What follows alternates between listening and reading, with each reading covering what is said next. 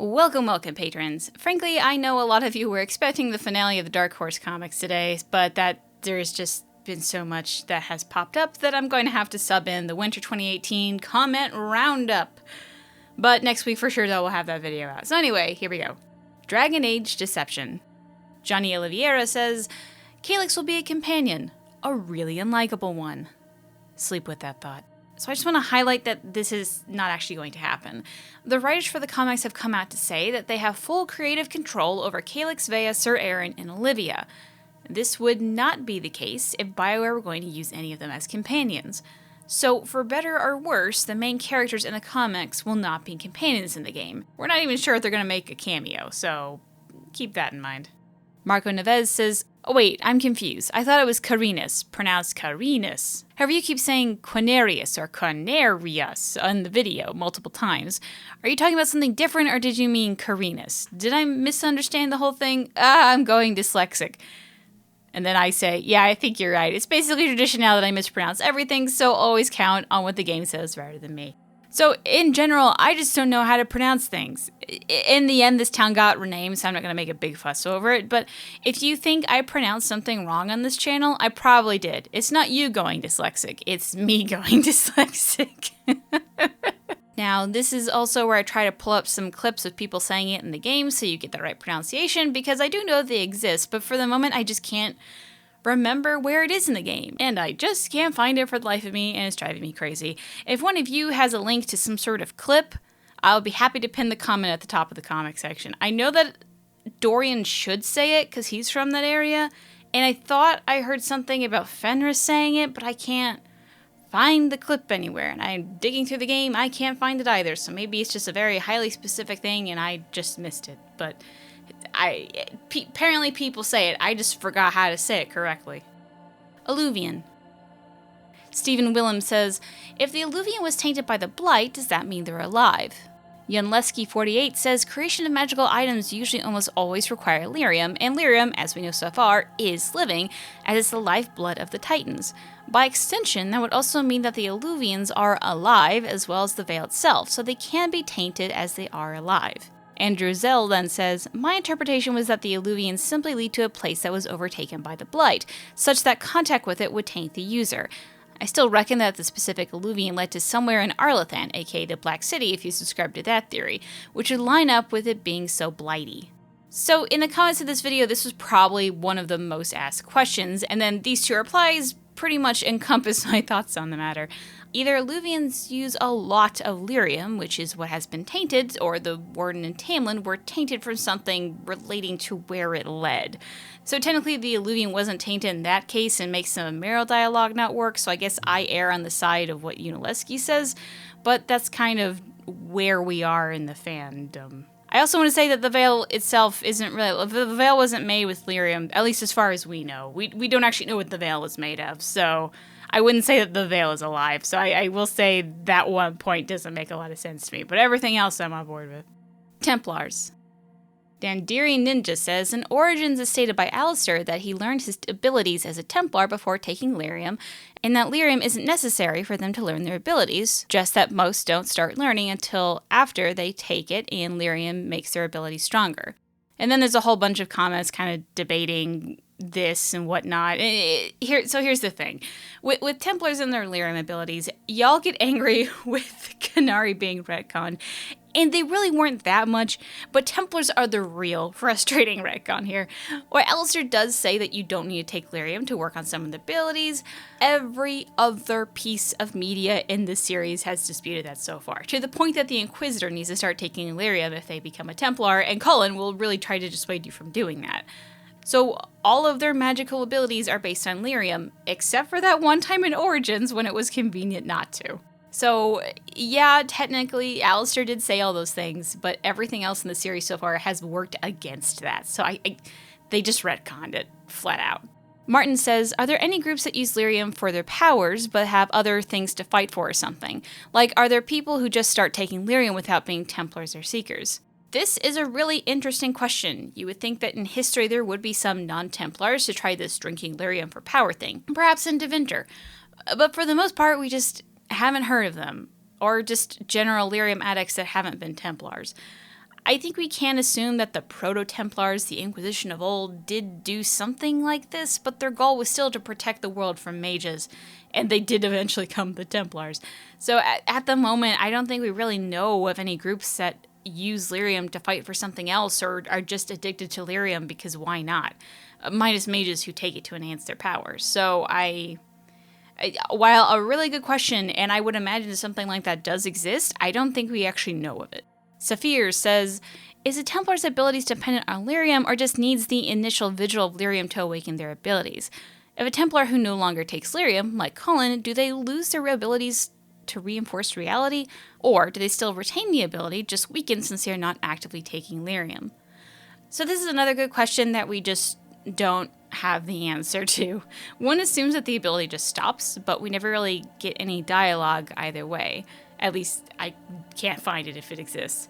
If I had to put my money on it, I think that the ability slowly weakens until you just can't do it anymore. Otherwise, why keep taking lyrium for those Templars who don't see mages that often, you know? Dragon Age 2 short stories. Maraketsu says, I'm sorry if it's just a slip or if it's intentional, but I noticed that you pronounce Althena as Althenia a lot. I know it's nothing major and it's not groundbreaking or anything, but it just rubs me the wrong way. And another one. I wanted to start by saying that you are completely right. There are a number of things that I just flat out say wrong, as seen previously. But in my very limited defense, I quite frequently play with subtitles and read more than I listen, so I end up misreading and mispronouncing a lot of things. And while I really try to pronounce things correctly on this channel, sometimes I just miss things, because in my head that is the truth, even though that's not the case. Shout out to that time I thought Jennifer Hepler's name was Jennifer Helper. I'm not good. I'm sorry. My bad. Dragon Age Dawn of the Seeker. Bella Star says, while watching the movie, I like the idea of the Elven Stones, but are Elven Stones canon? I'm guessing not, as they are not mentioned anywhere. But that would be cool. Dragon Age Telephone Stones. And then Shep Hawk says, if you're friends or lovers with Dorian, his end credit slides speak about him having some sort of magical stone amulet that he uses to communicate with the Inquisitor. It could be that. This is an interesting question. First, Shep Hawk gets it completely right. Now, there is actually a scene where Dorian hands the Inquisitor one of these so he can communicate, or well, he or she can communicate with Dorian. But it does seem like there was some sort of elven sending crystal in the lore before we got it, because while it works differently in the movie than what Dorian describes, it's still some sort of elven sending crystal in both forms. Now, in the book Asunder 2, there is talk of a sending crystal that all Circle of Magi have as well, although we don't have a lot of details on that. And it sounds more like one per circle than a personal handheld version that Dorian and the mages in the movie has. It's also possible that these crystals have both text and voice capabilities, and they just really are elven cell phones. Alistair Theirin. So this isn't actually a comment, but something that came up in another video. When going over the Dark Horse comics with Alistair, I mentioned that Alistair just can do Templar abilities again, and I don't know why. Well, it turns out the part is explained, I just forgot about it and missed it when skimming through. He has this very, very, very small line of dialogue with Isabella explaining that after meeting Yavanna, he decided to get back into practice with his Templar abilities. Sadly, there is no mention of any lyrium taking, so that debate has yet to be settled. Which, on that, I've seen some talk in other places that Alistair did take some lyrium during the Grey Warden joining, as did the Hero Ferelden, so that may account for any Templar abilities they can do. My problem with that is that the amount of lyrium taking during a joining was said to be fairly small compared to the amount that is taken by a Templar. So if you did have many positive effects with adding Templar abilities and taking that amount of lyrium, I didn't think it would last long. Granted, maybe the Blight did do something to lyrium during the joining process, and this is all just made-up magic nonsense, so really anything is possible. I guess I just have my doubts. Aaron. Is this just Aaron? Anyway, despite the Codex entry that says that Alistair was readmitted into the Wardens after being a drunk, I don't think that drunk Alistair can become Hawk's Warden's contact. At least according to the Keep, Alistair cannot be a drunk and die in the Fade in the same world state. So this actually points out to something I didn't know had happened. So in full disclosure, I have played many Dragon Age runs, but I only had one where Alistair became a drunk. So by a series of snafus, that world state never actually made it into that world state's Dragon Age Inquisition run for me, as I accidentally used the default world state. So that, plus the fact that I have read all of the Inquisition Codex entries in which there is a mention of drunk Alistair going into the Wardens, I just assumed that I just missed Alistair as a warden and that was about it. Only upon this comment did I stumble upon other people confused over this point. So apparently if you do end up bringing a drunk Alistair world state into the game, you only get Stroud. You don't even get the codex entry, yet the codex we have seems to have been scraped from the source code and unobtainable in the main game. And as a side note, I can't even think of another unobtainable codex entry in Inquisition. There are others still who seem to have glitched versions of Alistair talking about being bitter towards the hero Ferelden and talk of an exile similar to what a drunk Alistair would go through, even though in that world state, he was not exiled. And even further, in the Dragon Age Keep, you cannot, as this comment says, make a drunk Alistair die in the Fade. But I will argue that there are a couple of viable choices in the games that the Keep won't let you do. One of my biggest examples is that you can complete companion quests in Dragon Age Inquisition, but lose their friendship, but the game won't let you properly import that. So, in short, what I reported on for drunk Alistair seems to have been the intention for him at some point, but it somehow got cut or glitched out at the last second. I don't know anything about game flags, but this actually seems like something that would be fairly easy to mod in. But I don't know, maybe it's not. Inquisition could be a bitch. But anyway, literally everything is there for a drunk Alistair to be your warden, but it just isn't. So for now, I think it's best that if we actually think of that as a possibility rather than facts. And the only facts that we really have for a drunk Alistair is that he went off with Tegan to do something. John Worcester says, what are your thoughts on the idea of Morgan is actually Alistair's half-sister? If Flemeth's plan was for Merrick to help Yavanna revive the dragons once his children came of age, and that plan required some of the Theirin bloodline, it seems reasonable that she might also try to conceive a child with Merrick in case Merrick or his heirs died. Morgan would be like insurance. Edit, not a lore deep delver, but just a thought that occurred. It also rings of the parallels between Dragon Age and Arthurian legends. Arthur Pendragon being Merrick Theirin, Alistair being Arthur, Flemeth being Morgan Le Fay, Morgan being Morgause, and Kieran being Mordred, albeit this only works if Alistair fathers him. I think this really just speaks to how much I don't know Arthurian legends. But the short answer is that I guess I just disagree with this theory. So the theory that they are half-siblings is one where in the Calling, when Merrick has a secret meeting with Flemeth that he does not wish to talk about, in reality she had conceived a child with him, and that child being Morrigan. But for that to work out, Morrigan would have to be over 30 by the time Dragon Age Origins starts, which is a little silly, and I think most of us would agree that that's not the case. Now, there might be another Witch of the Wilds that Merrick conceived, that might be true, but I just don't think it's Morrigan. And we also learned that this meeting was about Flemeth making a deal with Merrick and telling him that his country would be ruined by the Blight, those closest to him will betray him, and when his son is ready to rule the country, he needs to leave everything he has behind to raise the most powerful dragons in full, or he will die here and his country is left into ruins. That's a pretty scary deal to take, and I imagine I wouldn't want to talk about it either. Also, I just don't want to believe that Kieran can be the child of incest. I know y'all like your dark fantasy, but that's just too dark, and I don't want anything to do with that.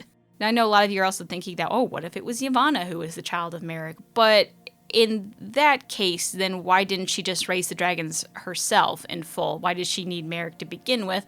And then also there's mentions of Yavanna actually before Merrick was even born, so that's a whole nother thing. Griffons. Verdi says, animal breeding with a direct family is really not that uncommon in nature. A lot of, if not most, species have instinctual preferences that steer them away from it, mostly through scent. But if they're slim on options when the time to get to making babies rolls around, they'll make do with what they got. It's gross and weird, but hey, that's nature for you. 13 actually seems like a pretty reasonable number for jumpstarting a species, in my opinion. Someone already mentioned the new finches on the Galapagos, but it's almost exactly this scenario played out IRL, an entire species coming from just one clutch of eggs from the same parents. There's a good article on it here if you're into this geek shit like I am. The biggest problem with incest tends to crop up when you have direct members of a family, siblings and parents, producing offspring with each other. The risk lessens the further related you are, and there are a lot of ways to mix and match breeding into 13 animals. It would only take a couple of generations to start getting distant cousins with way less risks. And now it's starting to sound freakishly like I'm endorsing incest instead of just ranting about genetics, so I'm just going to stop here, lol. Don't bang your cousins, people. So I ended up getting a lot of comments about the Griffons' abilities to bounce back, and I just thought this was honestly the best one. I've linked the article, they link below if you're interested in reading it. In the end, I trust other opinions on this, because in the end, I just don't know much about biology. But this is a very good comic, Verdi. Thank you very much. And that's all I have. If you still have lingering questions, proof that I'm wrong, comments about your own fan theory, feel free to tweet me at Echodathon on Twitter or send a PM to user Gillanon on Reddit. Darashral.